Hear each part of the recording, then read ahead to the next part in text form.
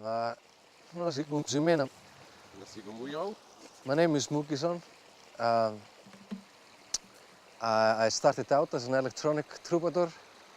Then I got really lazy on my electronics. So I started a rock and roll band, and played the acoustic guitar a lot for a few years. And for the last 2.5 years, I've been building my own electronic kit, which I call the instrument. That's where I'm at today. So I'd categorize my style of music in schizophrenia. My catalog, maybe you get a corny love song like Julio Iglesias, and then you can have a really dirty rock song like Sepultura. And you can also have like the Beatles copy, some copy of Tom York. You know, it's very cheap music, but well made. Iceland is definitely an inspiration. I am Icelandic, just like if I was a black kid somewhere in Africa, I'd be inspired by Africa in some way. And of course, our sagas, elves, trolls, ghosts, especially ghosts, I like them a lot. Unfortunately, I can't see ghosts or elves, but I know people that can, and I envy them a lot. And I am in no position to doubt them. I'm only in a position to love them. The Icelandic people as well, they're really special people, I think. Takes a lot of time to get to know them, but once you get to know them, they have a lot of love and understanding and respect and stuff. So I think, you know, not being a Nazi or anything, but you know, I like my country, but I like the world too, you know, and everyone in it. That I am a small venue kind of character. I don't think I would function with more than 2,000 people. If I was to recommend something to friends, I would tell them, you know, don't play for 5,000 people, play 5 gigs for 1,000 people, or 10 gigs for 500 people, you know, instead. Don't be lazy, you know. It's your job to make everyone feel good. And my experience is some people don't feel good playing in front of 5,000 people in Iceland. But I don't know. That's just my opinion, and it's based on ignorance. So don't take my word for it.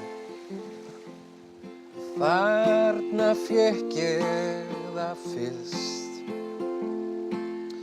Þarna fékk ég þig kysst. Hingað kem ég, ber heimurinn frýs. Aldrei faðmað aðra eins dýs. En ég veit þú liggur með þeim. En nú ég á leiðinni heim. Til þess að fara í brjálað geim. Með þér og þessum rugluðu tveim. Sakna Ísafjarðar og þín. Gúan og stelpan mín. Mér langar að hitta þig, kíkja smá inn í þig. Gúan og stelpan mín.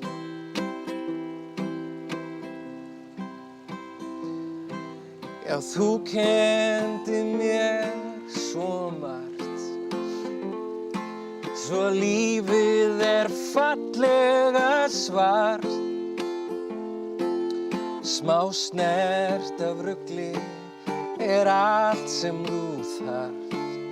Ástin bara hjartaskar.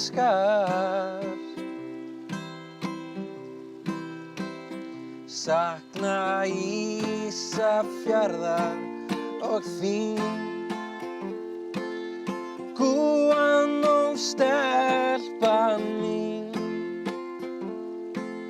Mér langar að hitta þig, kíkja smá inn í þig, gúan og stelpan mín.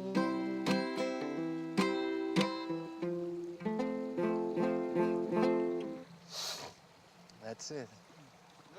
One obvious change just since the crash, which was nearly 3 years ago, 2.5, 3 years ago, and one obvious change that affected immediately was more of the nationalism, you know, like nearly the top of the charts all changed, you know, it's all Icelandic songs. Before that, everybody was singing in English for a few years. Now you can't really sing in English unless you're in other country. I think that's really silly, personally. You know, all this radio announcers and cultural figures going, yeah, the mother tongue, we have to preserve it, you know. Like you really can preserve a tongue, really, you know. It's not down to some committee to preserve a tongue or a language. And I hate all kind of force, really, in that sense of, you know, we are right, you are wrong. You know, this is the way it has to be. But there's an obvious change, and there's a lot of more songs about hope. There's less surrealism, I think. There's less kind of silliness of, in a way, there's more directness, like Jónas Sigurðsson, who's like a preacher man, modern preacher man, doing songs, you know, like socially aware. Björk doing nature songs instead of, you know, Sigurðs doing Gulla, some silly songs. You know, that won't get heard, but and some distant idea that there is hope and there is you know, like a road we can go down together and make it work. You know, like if that's the current theme for the last years. But and definitely there's a lot of output. I was doing gigs for banks sometimes, you know, which I totally like playing for bank people, because they're just people like everybody else, you know. But it made me feel weird sometimes to play a guitar and get really good money, but nobody was listening, you know. So it's like, I don't know, it's like seeing your nephew cry or something. You know, you get a little bit of bad feeling. That has changed, but a lot of people are suffering, like single moms, a lot of unemployed people. So there is a bad situation, but creative forces are definitely in good kind of, you know, that's a driving force right now, I think. The creative minds, you know, let's get an idea and make it work, you know, like just in the last 3 years, you can't walk 500 meters and there's a gallery now, or a cafe with a musician, you know, or somebody selling something for the iPod, or a novel or something, you know. It's very creative. People have lost their jobs and gone the creative path, which I think is really positive, because we got a lot of machines to do all the boring work, and we should embrace that, and we should all be poets, you know, if we want to, or do whatever. But yeah, there's definitely a positive thing happening also, yeah.